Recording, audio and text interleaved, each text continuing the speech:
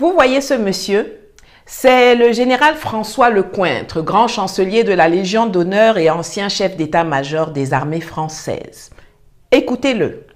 Ce qui est notre destin commun à nous, Européens, c'est la Méditerranée et l'Afrique, où notre destin se joue. Et donc nous avons en permanence essayé, nous Français, d'entraîner les Européens dans cette prise de conscience de la nécessité d'agir collectivement en Afrique et en Méditerranée. Et je suis absolument désolé de voir l'échec de nos engagements au Sahel. Et je pense que de toute façon, nous aurons à nous reposer la question. Parce que nous ne pouvons pas imaginer avoir à nos portes un continent entier qui est en train de s'enfoncer dans la destruction des appareils de gouvernement et des États, s'enfonce dans une forme de chaos, de guerre civile dans beaucoup de pays et de plus en plus de pays, dans des difficultés qui sont liées aux évolutions climatiques, qui sont encore plus dramatiques sur des populations vulnérables comme les populations africaines. En plus, un continent qui va connaître une explosion démographique comme aucun continent n'en a jamais connu. Et donc imaginez que ça se passe là, dans les 10-20 ans qui viennent, et que ça n'aura pas de conséquences sur l'Europe, parce que nous vivons dans une sorte de bulle protégée par je ne sais quoi d'ailleurs, c'est tout simplement inconscient. Et donc je pense que cet intérêt commun-là devrait un jour faire que l'Europe se décidera à agir comme une entité politique qui ira défendre elle-même ses intérêts, y compris par le moyen de l'engagement de ses armées. Avant-hier, l'ami François nous a donc annoncé dans le plus grand calme que la France et l'Europe, pour leur survie, vont devoir procéder à une recolonisation militaire de l'Afrique dans les 10 prochaines années. Genre, nous ne pouvons pas laisser ces pauvres sous-hommes africains être dans le chaos juste à nos portes. Nous devons y retourner avec nos armées pour y mettre de l'ordre et défendre nos intérêts. Mais nous devons le faire ensemble, en meute européenne. Et pas seulement nous, la France, individuellement, parce qu'on n'en a pas les moyens. Quand c'est moi qui dis, on m'accuse d'être soit panafricaine, soit agent russe. Lui là alors, il est quoi? Il dit que dans le Sahel, on observe la destruction des appareils de gouvernement et des États.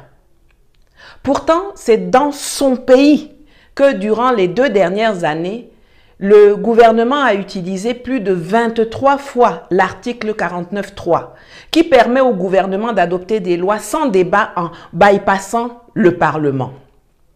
La suspension des élus dans un pays en paix est 1000 fois pire que la suspension des activités des partis politiques qui d'ailleurs n'existent que sur papier dans des pays en guerre. Il dit que nos pays s'enfoncent dans la guerre civile et le chaos, alors que depuis 2 ans, c'est eux qui ont une guerre interethnique en plein milieu de l'Europe.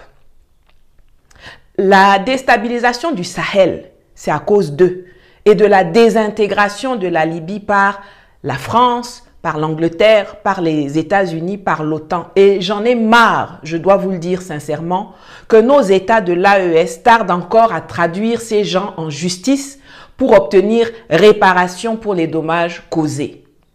Depuis leur gouvernement et État remplis de PD, ils regardent notre démographie et nos enfants comme un danger. Parce que dans leur tête de malades mentaux, l'objectif, c'est de dépopuler la planète, de robotiser au maximum l'économie pour pouvoir rester en petit nombre de délavés à profiter de tout ce que la Terre et particulièrement l'Afrique a à offrir. Et le pire, c'est qu'ils ont le toupet d'habiller cela du manteau d'un paternalisme raciste et méprisant, le syndrome du sauveur occidental. Je suis persuadé que dans quelques années, je ne sais pas si c'est 10 ans ou moins ou plus, nous aurons l'obligation de retourner aider ces pays africains. Ça n'est pas la Chine, la Russie et Wagner qui vont apporter des solutions durables aux très grandes difficultés que connaissent ces pays africains et leur population. Quand on vous dit que ces gens sont nos ennemis, ils s'en trouvent pour dire qu'on exagère. Tous ceux qui collaborent avec eux doivent être traités avec la plus extrême sévérité comme des traîtres à la patrie, quel que soit leur domaine d'activité.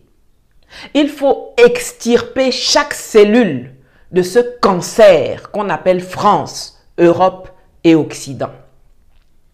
Tout gouvernement africain de la zone qui prétend préserver les intérêts de son pays et de ses populations doit avoir au programme la rupture intégrale avec la France pendant au moins 15 ans.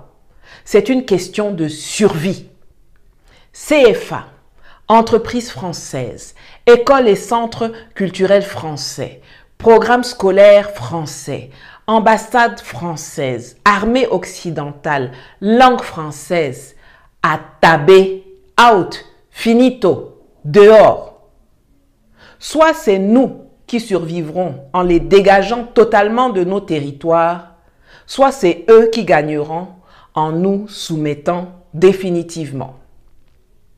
Au peuple français, je veux dire que ce n'est pas vous qui êtes nos adversaires.